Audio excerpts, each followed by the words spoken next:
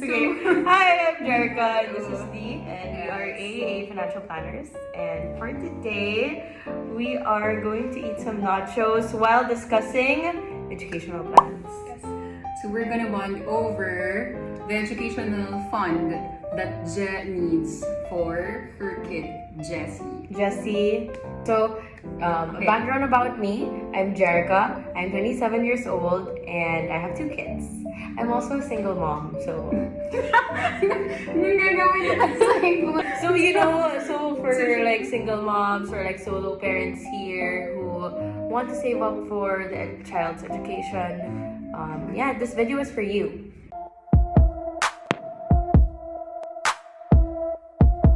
So for today, we're going to talk about how to compute for your child's educational fund, and there's a right way to compute it.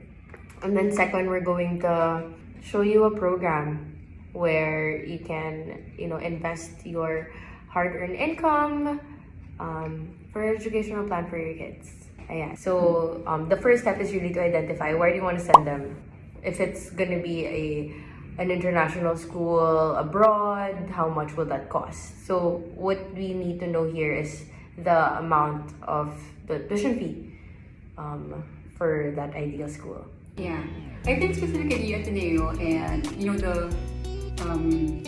call them the Top 4 private universities. Mm-hmm. Because at the end of the day, we want them to have options. Okay. Like, it's their choice, so we want to be prepared. Kasi diba sabi mo nga kanina, like as parents, kahit wala ko yung money na yan, I'm willing to work hard. You're willing to work hard to provide them with the best education. Exactly. Right? So, now, today, we will be computing for a 4-year education for her kid, Jessie, who is 2 months, 3 months.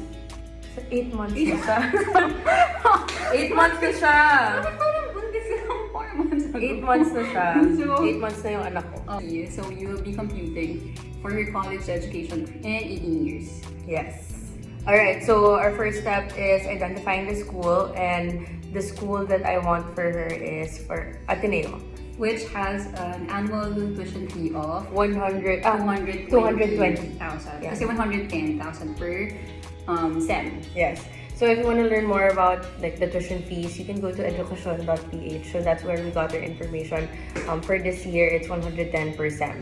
So that's 2 SEMs per year. So that's 220.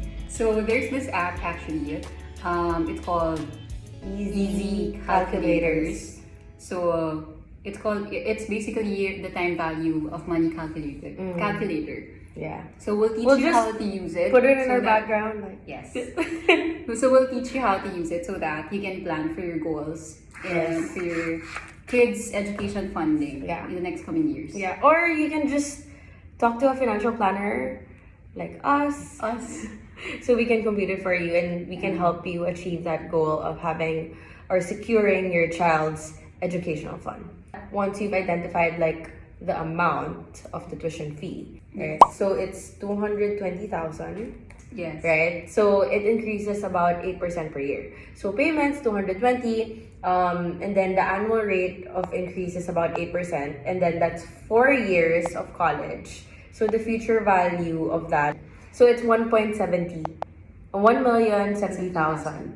Ayan. So if your child, this means if your child is going to Ateneo today, and then she'll be there for the next 4 years, the total amount of tuition fee that you will have to spend is about 1,070,000.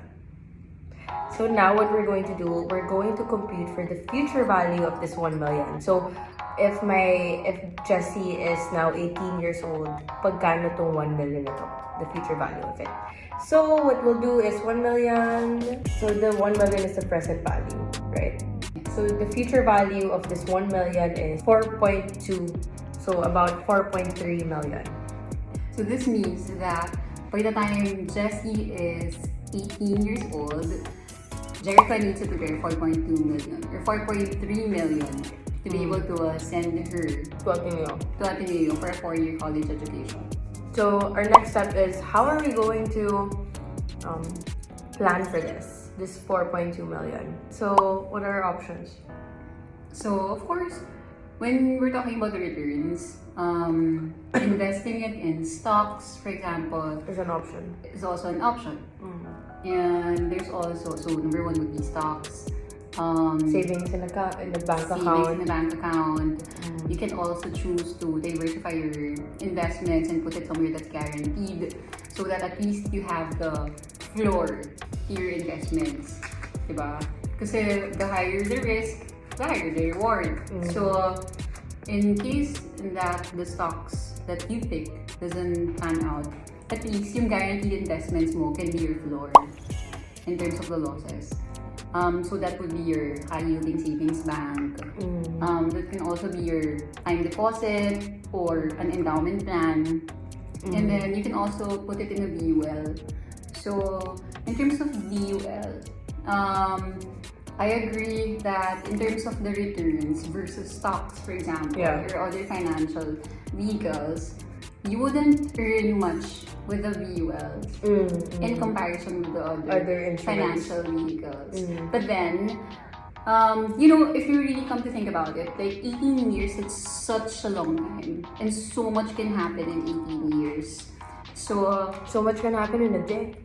You can become a single mom in a day. I did not see that coming. I'm gonna put that in. Okay. No, you can be a single parent in one day kasi baka something happens to the breadwinner. So, okay. So, totoo naman, di ba? So much can happen in a day. So paano ba kaya 18 years? Exactly, 18 years. So basically, if something happens, at least, that can act as your safety net. Yes, plan B. Plan B. Kasi yung plan A mo would be the best case scenario. Yes. Nothing would happen. All your income is growing. Your income is still the same. Tapos your two-income household pa rin, di ba? So you guys can cover the expenses together, right? So what if something happens, like in cases of death, sickness, or disabilities? So the VUL can help. It can be your plan B. Plan B. Yeah, it can help cover the cost of the education funding. Sabi nga nila, exactly. So sabi nga nila, VUL helps you accumulate the funds, the education fund, while there's still time. And it will give you the fund when you run out of time. Right? So, yun. So those are your options for education funding. So, Je, how much should I put in a financial vehicle to generate 4.2 million per 18 years? Per 18 years. Assuming that you put it somewhere that's earning 10%, so that's aggressive. 10% every single year. So what should the payments be? So you need to pay, you need to pay 85,000 every year to that financial instrument that earns an average of 10% every year for 18 years. Okay. So, wala naman talagang financial instrument that you can say na it's a guarantee that it will give you 10% every single year. But then, that's the beauty of diversification. So, you know that 10%, you can also use that with, for example, something that's guaranteed. Kunwari yung mga digital banks, ganyan, yung mga time deposits, yung mga bonds at 6%. May nirelease ngayon na bond at 6.16%. So, the same method can be used or can be applied when you use other financial instruments. The recommended program that we have is called Future Scholar. So what I like about Future Scholar is it has guaranteed educational payouts every June and December, so twice a year. The features of Future Scholar is as follows. It has life insurance coverage, it has a guaranteed educational payout, and it also has a portion for investments. But what's important here is really we have a fund that could generate that 4.2 million in 18 years for Jesse's educational fund. So that's plan A. Plan B would really be I will have a life insurance worth 4.2 million. So, if anything happens to me, at least meron ng fun right away si Jessie. Correct. And just a disclaimer, actually, yung 4.2 million that is insurance coverage that you need, it can be a term or a VUL. It depends really on you. Okay, but at the end of the day, what we're really looking out for is to have that security in place. So you can have the plan A and the plan B. Right? Yeah, exactly. Okay, so if you want to know more how much you need specifically for your kids' education, and if you need help computing for the fund that you need to generate for in preparation for college tuition fees. for you. So do let us know, Yeah. and we'll be more than happy to help you out. And we hope that you learned something in this video. Do let us know what you want to see in new videos. Yes, follow my socials. That's at Jerica and Diane.Lagmay. And that's AAPH by Diane Lagmay. alright. Bye!